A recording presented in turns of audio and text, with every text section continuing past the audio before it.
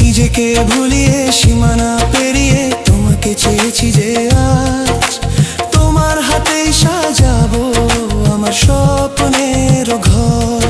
আমি তোমার প্রেমে পড়ে দুনিয়া ভুলে গেছি।